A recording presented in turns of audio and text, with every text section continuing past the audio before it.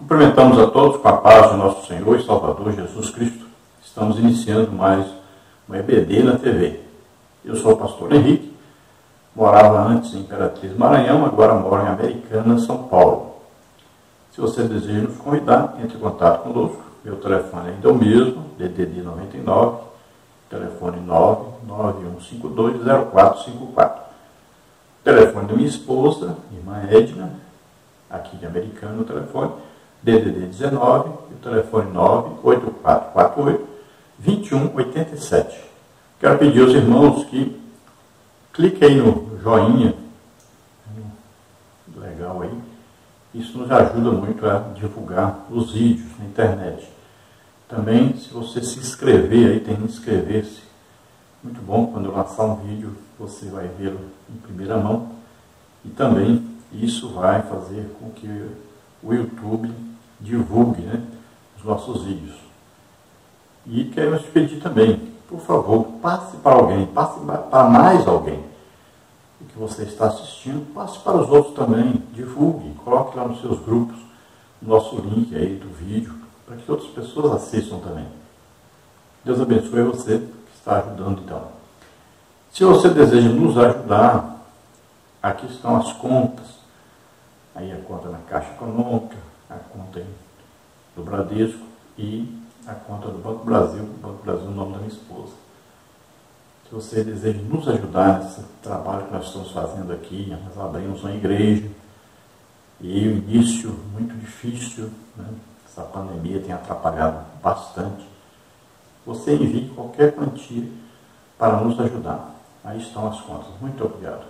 Deus abençoe, Deus faça prosperar a sua vida financeira, a sua vida espiritual. Deus faça aumentar a sua sementeira. Nós estamos estudando neste trimestre, nas revistas da CPAD, com o tema O Verdadeiro Pentecostalismo, a atualidade da doutrina bíblica sobre a atuação do Espírito Santo. O comentarista da CPAD deste trimestre é o pastor Ezequias Soares, que é pastor presidente ali em Jundiaí, São Paulo. Hoje estaremos estudando a lição de número 12, que tem como título A Urgência do Discipulado. Então é muito importante isso, urgência do discipulado. É urgente. Então, nesses tempos que nós estamos vendo, principalmente, imagine um novo convertido sem congregar. Quando também congrega, às vezes as pessoas nem sabem o nome dele. Não é nem apresentado lá durante o culto. Não tem ninguém para ajudá-lo a resolver as suas dúvidas, O novo convertido, sempre quando ele vai ler a Bíblia, ele começa a ter muitas dúvidas e ele quer perguntar para alguém, aí não encontra ninguém para ajudar. Então tem que haver grupo de WhatsApp para novo convertido.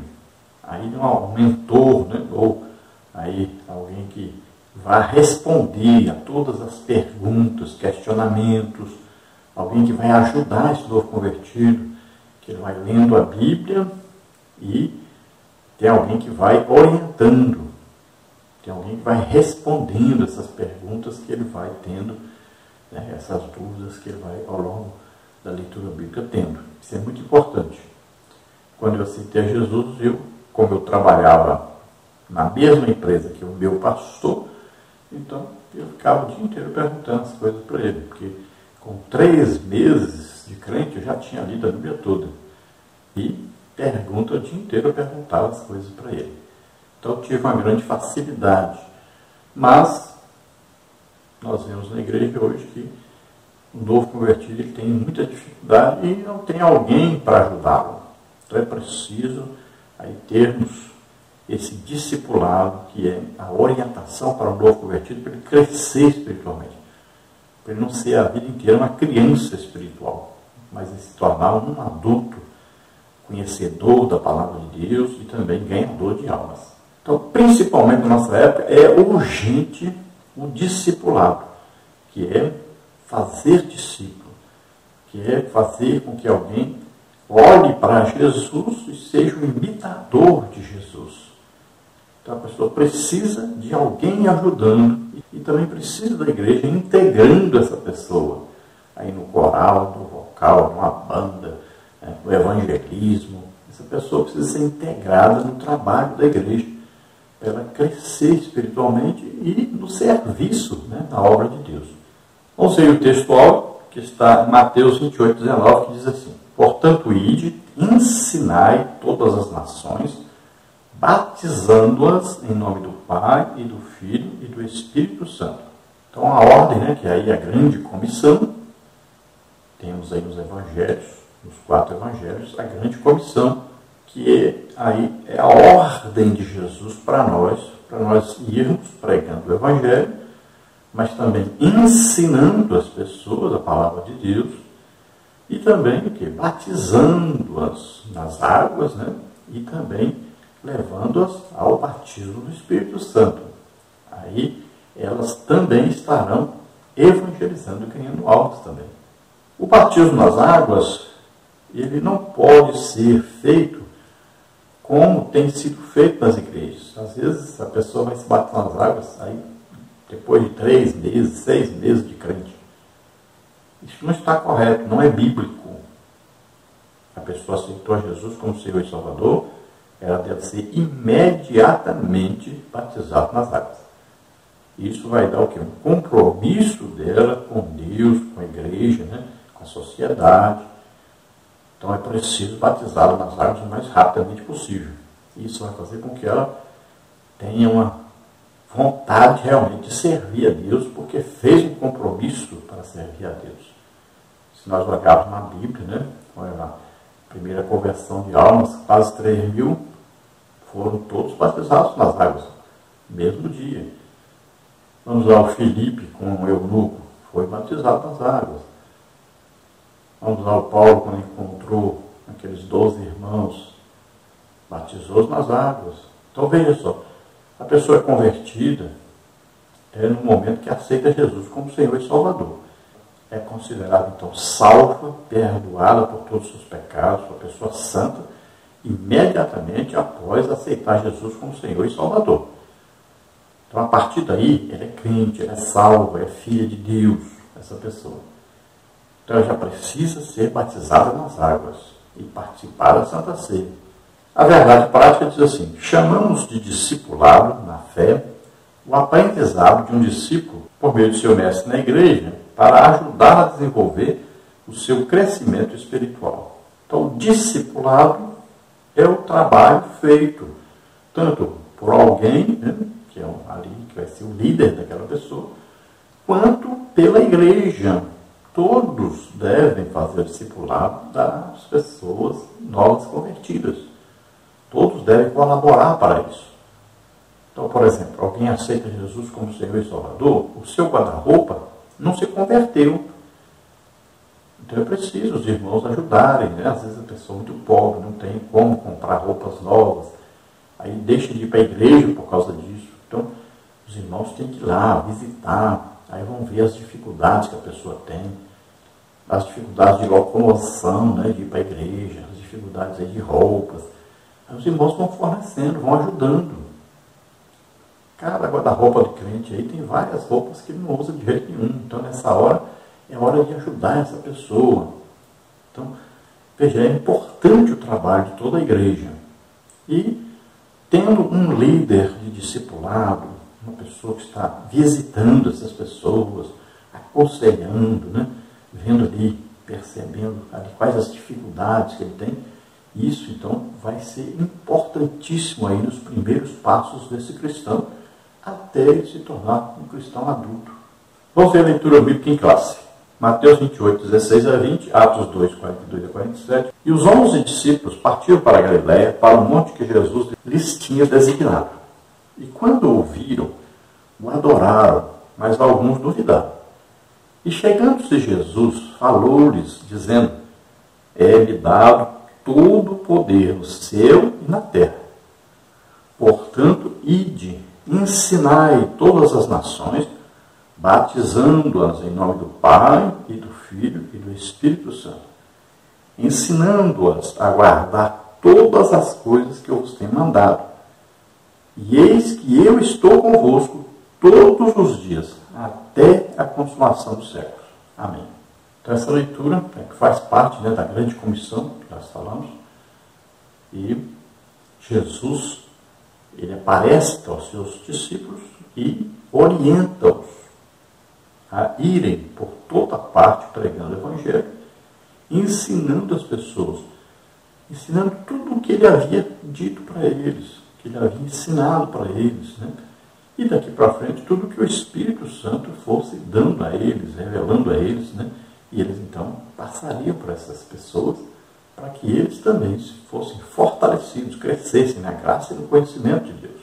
E veja que aí tem a fórmula do batismo. Nós vamos batizar nas águas em nome de Jesus. Então a autoridade para nós batizarmos alguém nas águas é a autoridade dada por Jesus. Agora, qual a fórmula usada na hora de batizar a pessoa nas águas? Então está aí. Em nome do Pai, do Filho e do Espírito Santo. Continuando a leitura bíblica, Atos 2, 42 a 47. E perseveravam na doutrina dos apóstolos, na comunhão e no partir do pão e nas orações. Em cada alma havia temor e muitas maravilhas e sinais se faziam pelos apóstolos. Todos os que criam estavam juntos e tinham tudo em comum. Vendiam suas propriedades e fazendas e repartiam com todos, segundo cada um tinha necessidade.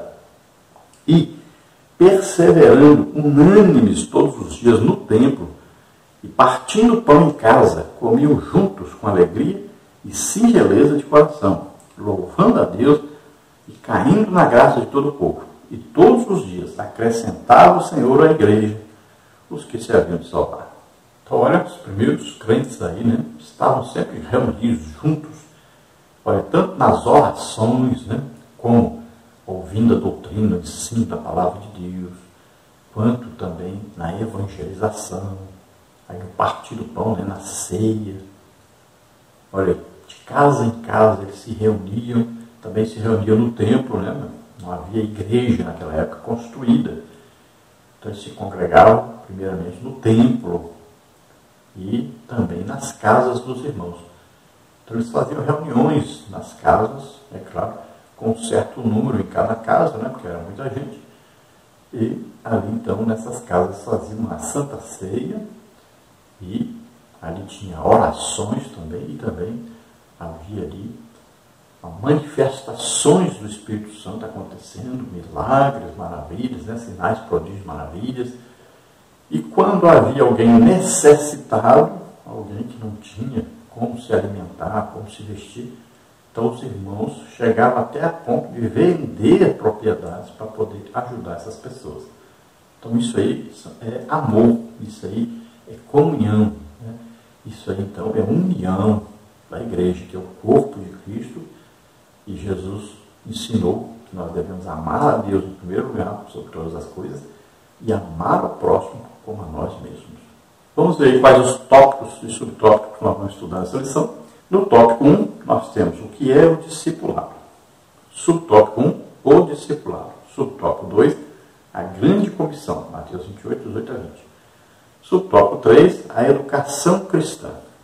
No tópico 2, nós temos o tripé do discipulado. Palavra, comunhão e serviço. Subtópico 1, a palavra. Subtópico 2, a comunhão, Atos 2, 42. Subtópico 3, a comunhão na igreja de Jerusalém, Atos 2, 44. Subtópico 4, o serviço. No tópico 3, nós temos o discipulado e o crescimento sadio na igreja. Subtópico 1, o crescimento espiritual. Subtópico 2, o crescimento numérico. Subtópico 3, o exemplo da igreja de Antioquia da Síria. Então vamos ver aí um resumo sobre o que é discipulado. Depois vamos ver que aí a base do discipulado é a palavra de Deus, né, o ensino da palavra de Deus, a comunhão entre os irmãos e o serviço, o trabalho, a obra de Deus. E depois nós vamos ver o crescimento da igreja, né, tanto o crescimento espiritual quanto o crescimento numérico. A introdução da lição diz o seguinte: o discipulado acompanha a pregação do Evangelho desde o princípio e é de fundamental importância como base inicial na formação cristã no novo convertido. A forma que a igreja local o desenvolverá somará na formação do caráter cristão para o bem ou para o mal. Então veja, o discipulado, desde que começou a igreja, ele existe. Nós vamos ver até, por exemplo, Paulo, né, foi discipulado por Barnabé. Olha, Timóteo foi discipulado por Paulo, também pela sua avó, né, e pela sua mãe. Vamos ver, Tito foi discipulado por Paulo. Então nós vamos ver vários exemplos na Bíblia de discipulado. No Antigo Testamento também a gente vê, né? Por exemplo, o Eliseu, né, foi discípulo de Elias. Vamos ver, o Josué foi discípulo de Moisés. Então você pode ver que na Bíblia toda nós vamos encontrar aí um discipulado. É alguém que tem experiência, que tem vivência, tem conhecimento de Deus, e esse alguém vai ajudar o outro a ter o mesmo conhecimento que ele tem e viver as mesmas experiências que ele com Deus. O grande exemplo do discipulado é Jesus, né, com seus discípulos. Então, ele gastava tempo ensinando, ele enviou os discípulos, né, para fazer a obra. Então, ele treinava os discípulos, ele ensinava, ele explicava, ele era paciente, ensinou-os como orar. Então, veja, um discipulado maravilhoso. Se nós lermos aí os evangelhos, nós vamos ver que discipulado maravilhoso. Foi tão bem feito que a igreja existe até hoje. Aqueles homens receberam o discipulado por excelência, né? O melhor discipulado que poderia existir. Jesus, então, ensinava não como os fariseus, como os escribas, né? Mas ele ensinava aquilo que ele vivia. Ele ensinava aquilo que ele tinha experiência. E ele dava exemplo. Então, o discipulado é de fundamental importância na igreja e, dependendo do discipulado, é que nós vamos ver o resultado na vida dos crentes. Quando você vê um novo convertido, por exemplo, que não sabe nada da Bíblia, o que aconteceu? Ele não teve um discipulado. Ele não teve alguém que o ajudou a conhecer a palavra de Deus, a ler sempre, diariamente, e aprender essa palavra. Então, se aquele que vai ser o líder ali, aquele que vai ser o discipulando, né, aquele que vai ser ali o mentor, se ele não lê a Bíblia todo dia, como é que ele vai ensinar a outra pessoa a fazer isso? Se ele não ora todo dia, como que ele vai ensinar o outro a fazer isso? Se ele não jejua, como é que vai ensinar o outro a fazer isso? Se ele não evangeliza, como que ele vai ensinar o outro a fazer isso? Então tem que ser uma pessoa que pratica aquilo que ele ensina. Então, os nossos convertidos vão olhando para ele, vendo que ele pratica, que ele faz aquilo que ele ensina. E aí, esse novo convertido cresce, desenvolve espiritualmente, faz a obra de Deus, é uma pessoa de oração, de leitura bíblica. Então tem que ser assim.